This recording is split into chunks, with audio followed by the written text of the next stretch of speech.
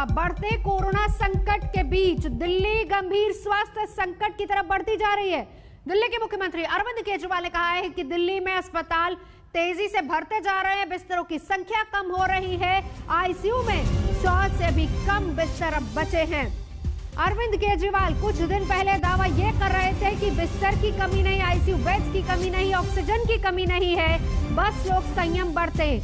लेकिन अब आज अरविंद केजरीवाल ने कहा कि आईसीयू में 100 से भी कम बिस्तर बचे हैं, जिसका मतलब ये कि दिल्ली में लगातार मामले बढ़ते जा रहे हैं। पिछले 24 घंटे में लगभग 25,500 केस दिल्ली में आए हैं कोरोना के।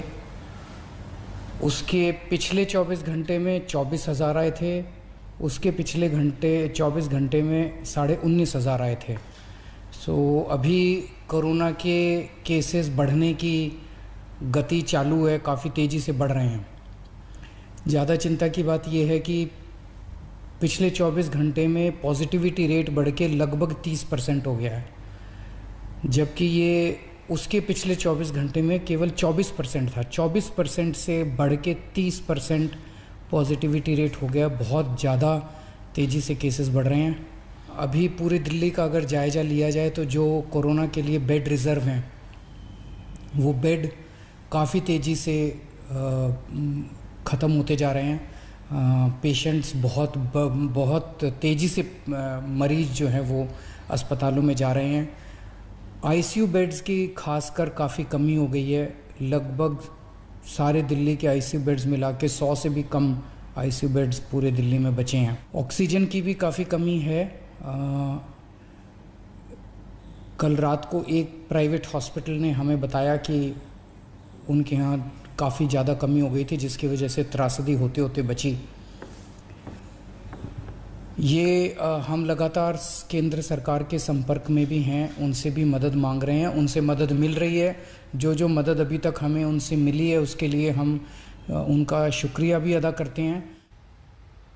केंद्र सरकार मदद कर रही है, लेकिन हालात बहुत खराब है। और इस बीच लॉकडाउन दिल्ली में 2 दिन का, शनिवार रविवार। तस्वीरें क्या हैं, क्योंकि बाजार बंद हैं और हालात सड़कों के अभी क्या हैं, अरविंद ओझा की रिपोर्ट देखिए। वीकेंड कर्फ्यू का आज दूसरा दिन है। इस वक्त मैं कनॉट प्लेस में मौजूद हूँ। अगर यहाँ पर देखें तो बाकायदा चेकिंग की जा रही है और दिल्ली में अब इसी तरीके से हर वीकेंड पर कर्फ्यू लगेगा। जो इसेंशियल सर्विस से जुड़े लोग हैं सिर्फ वही जा सकेंगे। लेकिन अगर आप ये देखिए तो बाकायदा जो दिल्ली में बसें चल भी रही हैं वो किस तरह से खाली पड़ी हुई हैं। अगर आप देखेंगे तमाम डीटीसी की बसें वो पूरी तरह से खाली पड़ी हुई हैं, क्योंकि इस वीकेंड कर्फ्यू में सिर्फ एसेंशियल सर्विस वालों को ही इजाज़त दी। तमाम जो गाड़ियां हैं उनकी चेकिंग की जा रही है। लेकिन जो वीकेंड कर्फ्यू है उसका असर साफ साफ देखा जा सकता है कि जो बसें हैं वो उसमें इक्का दुक्का सवारियां ही आपको बैठी नजर आएंगी। उसके अलावा एकदम भीड़ सड़कों से नदारद है और दिल्ली पुलिस का कहना है कि वो बेहद सख्ती से जो ये पूरा वीकेंड कर्फ्यू है उसका पालन कराएंगे। अगर आप देखें तो बाकायदा जो बाइक पे इस तरह से जो दिल्ली पुलिस के जवान हैं वो आपको पेट्रोलिंग करते हुए भी पूरे कनॉट प्लेस एरिया में दिखाई देंगे। अमूमन रविवार के दिन कनॉट प्लेस की बात की जाए तो यहाँ पर काफ़ी भीड़ होती थी, लेकिन वो तमाम भीड़ फिलहाल यहाँ से नदारद है। कैमरामैन नसीर के साथ अरविंद ओझा, दिल्ली आज तक। तो ये फिलहाल लॉकडाउन में दिल्ली की तस्वीर। इस बीच मेरे 3 सहयोगी हमारे साथ जुड़ चुके हैं, हम उनसे जानेंगे हाल क्या है। कमलजीत संधू दिल्ली का हाल बताएंगे, मुस्तफा शेख मेरे साथ जुड़ चुके हैं, मुंबई का हाल बताएंगे, साथ ही पूरे महाराष्ट्र का। उत्तर प्रदेश में भी आज लॉकडाउन है। मैं लाजूंगी या कुमार अभिषेक, आप भी हमारे साथ जुड़े रहिए क्योंकि तीनों जगह के हाल आपको बताएंगे। लेकिन उससे पहले जरा एक बड़ी तस्वीर हम आपको दिखा देते हैं। आंकड़े क्या कहते हैं, तस्वीर क्या है, कहां तक पहुंचे हैं आंकड़े, तो ये आप इन तस्वीरों में देखिए। हम आपको लगातार बताएंगे। फिलहाल राज्यवार अगर नजर दौड़ाई जाए तो हालात क्या है। सबसे पहले महाराष्ट्र, फिर उसके बाद उत्तर प्रदेश और दिल्ली। देखिए दिल्ली में जहां 24,000 से ज्यादा मामले, और ऐसे में अरविंद केजरीवाल ने कहा है कि 100 से भी कम आईसीयू के बेड्स बचे। और इस बीच ये भी देखिए तस्वीर उत्तर प्रदेश की। कुमार अभिषेक, ये भी हम आपके पास आएंगे, जानेंगे। 27,360 मामले यहां पर हो गए लॉकडाउन दिल्ली में और लॉकडाउन उत्तर प्रदेश में, लेकिन महाराष्ट्र में सख्तियां बरकरार। 67,123 यहां पर भी मामले नजर आ रहे हैं। उसके बाद कर्नाटक, छत्तीसगढ़, केरल, मध्य प्रदेश, आंध्र प्रदेश, गुजरात, तमिलनाडु का नंबर आता है। लेकिन सबसे पहले सीधा कमलजीत संधू, बेड्स की स्थिति क्या है फिलहाल अस्पतालों में?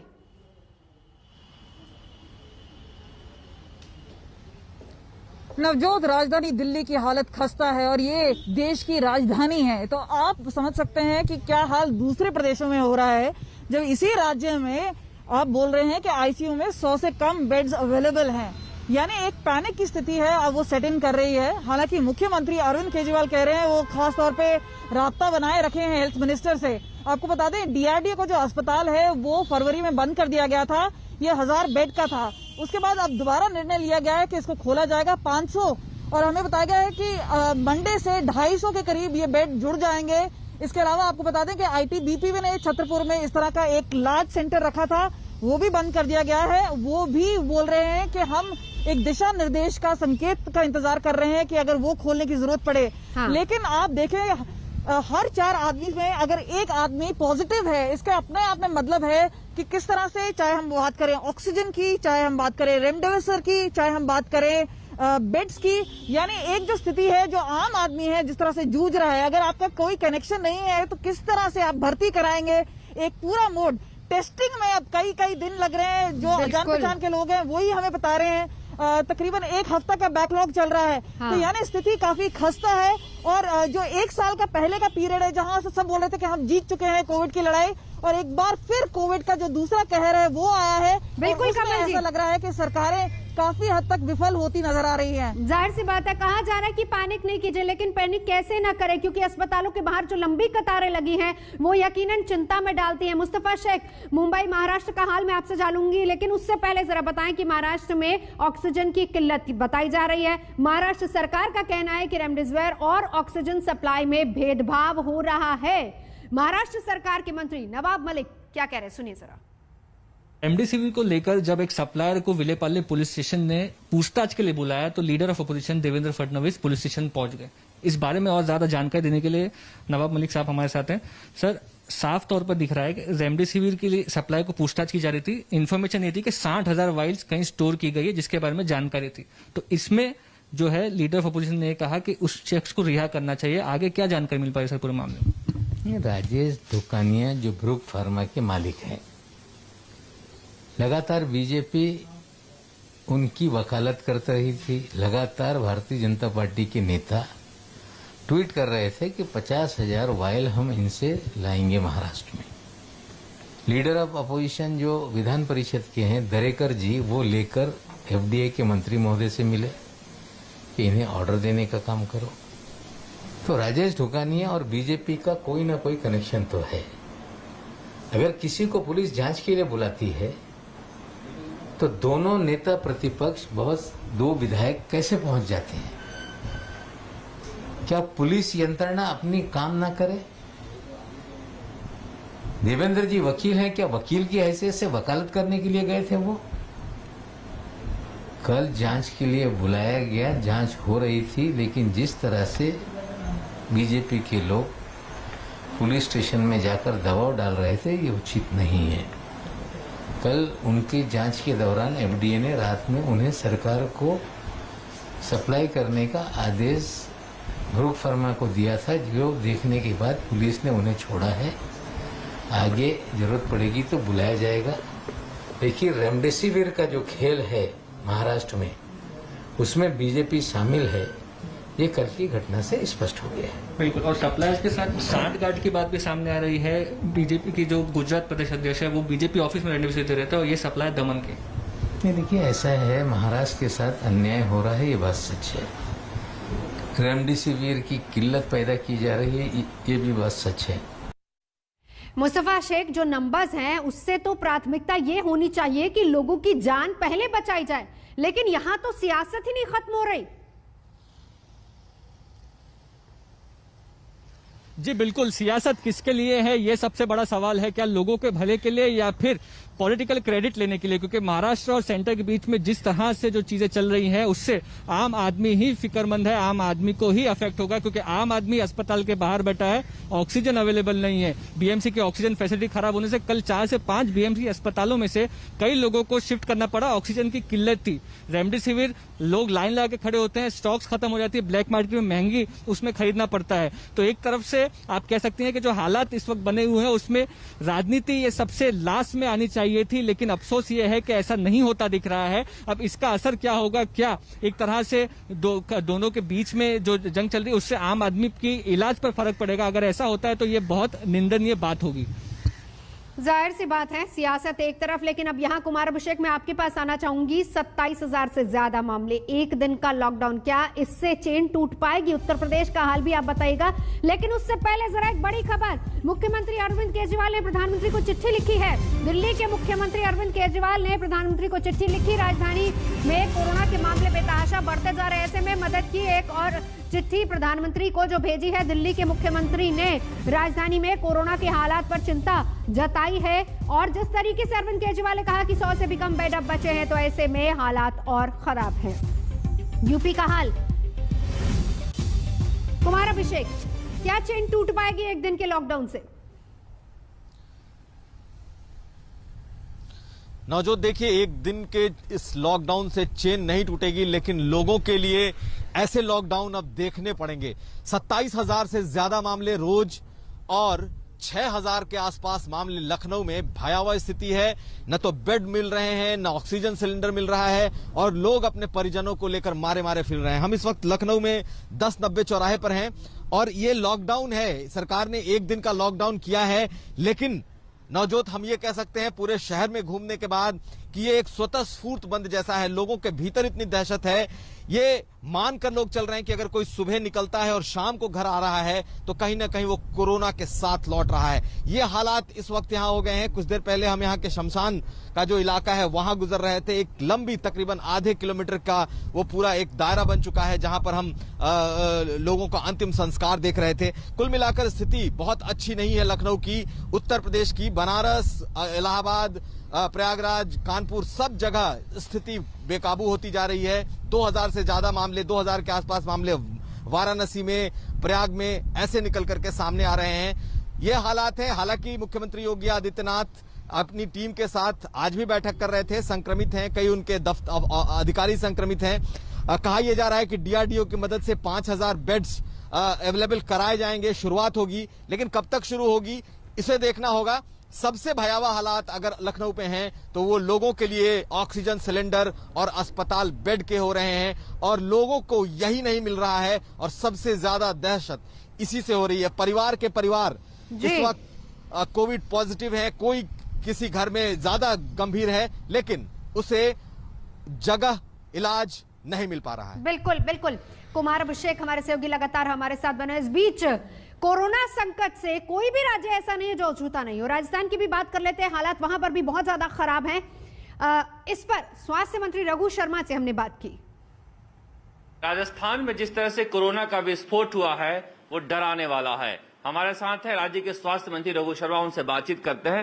सर, जिस तरह से इतनी बड़ी संख्या आ रही है, इस तरह से अगर बढ़ता रहे तो त्राहिमाम मच जाएगा। केसेज 16 फरवरी को हमारे यहाँ 60 केसेस थे और एक्टिव केसेस 1500 के करीब थे।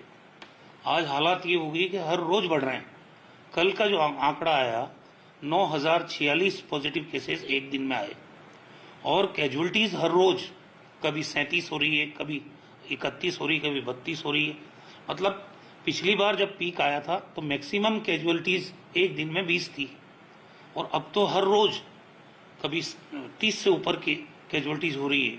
और अब जो एक्टिव केसेस स्टेट के अंदर हो गए हैं वो 60,000 केसेस हो गए हैं। तो अस्पतालों में चाहे हम कितनी भी व्यवस्था कर लें, क्योंकि वेंटिलेटर्स के प्रोक्योरमेंट हमने की है, हमने आईसीयू डेवलप की है, हमने सेंट्रलाइज ऑक्सीजन सिस्टम डेवलप किया है, हमने ऑक्सीजन सपोर्टेड बेड भी हैं, सामान्य बेड भी हैं, क्वारंटीन बेड भी है, और जनरेशन के प्लांट्स लगाए हैं। लेकिन सवाल ये कि जब इतने केसेस रोज पॉजिटिव आएंगे तो फिर ये इंतजाम भी तो कम ही पड़ेंगे ना। तो क्या आपने जो रेमडेसिविर दवा है या ऑक्सीजन है जिसके लिए बाकी राज्यों में त्राहिमाम मचा हुआ है, राजस्थान में क्या स्थिति है, क्या इंतजाम किए आप लोग? देखिए, ये एक तो ये रेमडेसिविर जैसे इसकी शॉर्टेज पूरे कंट्री में हो गई है। कल भारत सरकार के चिकित्सा मंत्री से 11 राज्यों के हेल्थ मिनिस्टर्स की वीसी थी। हमने उनको कहा कि हमारे पास अभी 1400 रेमडेसिविर है और हमारी रिक्वायरमेंट 1 लाख की है। तो जो कंपनियां रेमडेसिविर बनाती है, हमारा उनके साथ रेट कॉन्ट्रैक्ट हो चुका है, हमको टाइमली अगर वो प्रोवाइड करती है, इसमें भारत सरकार के इंटरवेंशन की ज़रूरत है। उसके अलावा वैक्सीन की जहाँ तक बात है, क्योंकि वैक्सीन हमने 1 करोड़ 7 लाख लोगों को लगाई राजस्थान में, अब हमारे पास वैक्सीन नहीं है, तो हालांकि भारत सरकार ने 10 लाख वैक्सीन दी है, लेकिन एक दिन में हमारी कैपेसिटी 7 लाख लोगों को लगाने की है, तो ये 1-1.5 दिन की वैक्सीन है। तो वैक्सीन की प्रॉपर सप्लाई हो जाए, रेमडेसिविर पर्याप्त मात्रा में राज्यों को मिल जाए। और तो कहीं वैक्सीन की कमी है, कहीं दवाई की कमी है, कहीं ऑक्सीजन की कमी है, हालात बहुत खराब है। रुकेंगे एक ब्रेक के लिए, पल पल का अपडेट आपको देंगे आज तक पर। तो कोरोना की वजह से हालात लगातार बिगड़ते जा रहे हैं। कोई राज्य हो, कोई शहर हो, हर इलाके से एक जैसी तस्वीरें सामने आ रही हैं। कहीं ऑक्सीजन की कमी है, कहीं दवाई की कमी है, कहीं इंजेक्शन की कमी है और कहीं लोग बेड के लिए तरस रहे हैं। तो ये तस्वीरें दिल्ली में 24,000 के पार नए मामले, महाराष्ट्र का हाल सबसे बुरा, दूसरे नंबर पर उत्तर प्रदेश जहां पर 27,360 मामले, दिल्ली में 24,375, 67,000 के पार मामले, महाराष्ट्र में 11,000 के पार, मध्य प्रदेश में। केरल का हाल भी बुरा है, 13,835 केस पिछले 24 घंटे में दर्ज किए गए हैं। फिलहाल यहां रुकेंगे एक ब्रेक के लिए। आज तक पर खबरों का सिलसिला जारी है, देखते रहिए आज तक। नमस्कार, मैं हूं अंजना ओम कश्यप। हमें उम्मीद है ये वीडियो आपको पसंद आया होगा। लेटेस्ट खबरों के लिए यूं ही देखते रहिए आज तक और इस वीडियो के पसंद आने पर लाइक, शेयर एंड सब्सक्राइब करना ना भूलें।